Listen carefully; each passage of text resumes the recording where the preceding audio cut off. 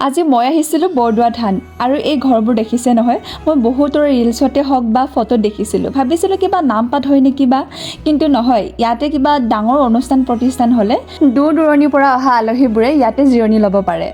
বাৰু আমি এতিয়া দেৰি নকৰি নামঘৰৰ ভিতৰলৈ গ'লোঁ যিহেতু ইয়াতে বহু সময় ধৰি প্ৰসংগ চলি আছিলে আমিও গৈ ভাগ ল'লোঁ আৰু প্ৰসংগ শেষ হোৱাৰ পিছতে পদুম ফুলৰ পাতত দিয়া প্ৰসাদো খালোঁ আৰু একেটা দিন আমাৰ ঘৰতে হওক বা আমাৰ নিজৰ মনৰ মাজতে হওক কিবা এটা খেলি মেলি হৈ থকা যেন অনুভৱ হৈ আছে সেইকাৰণে ইয়ালৈ আহি এখন শৰাই আগবঢ়াই দিছিলোঁ আৰু ককাজনৰ আশীৰ্বাদ লোৱাৰ পিছতে কিবা মনটো অলপমান পবিত্ৰ যেন অনুভৱ হৈছে আজি বহু দিনৰ মূৰত মোৰ মৰমৰ বা এজনীকো লগ পালোঁ কিয়নো বা বিয়াখনৰ পৰা আমি ওচৰৰ পৰা একেবাৰে লগ পোৱা নাছিলোঁ আজি প্ৰথমবাৰৰ কাৰণে বা বিয়া হোৱাৰ পিছত আকৌ এবাৰ লগ পাইছোঁ আৰু আজি এনেকুৱা গৰম পৰিছে তো সেইটো কাৰণে আমি গোটেইবোৰে জল্দি বাহিৰলৈ আহি ঘটকৈ পানীহে খাব লৈছোঁ আৰু আমি ঘৰৰ পৰা আহোঁতে যিহেতু খালী পেটত আহিছিলোঁ তো সেইটো কাৰণে এখন হোটেলত সোমাই আমি গোটেইবোৰে এটা পৰঠা অৰ্ডাৰ কৰিলোঁ আৰু খাই মেলি ঘৰলৈ বুলি গুচি আহিলোঁ আৰু নেক্সট দিনাখন কলেজ ছুটি হোৱাৰ পিছত আমি গোটেই লগৰ কেইজনীয়ে খানাৰ বাবে বজাৰ কৰি আছোঁ আৰু ইফালে দুজনী মানে নটংগী কৰি আছে দেখিছে নহয় চব্জিবোৰ লৈ এজনীয়ে ভাত কেৰেলা ৰান্ধি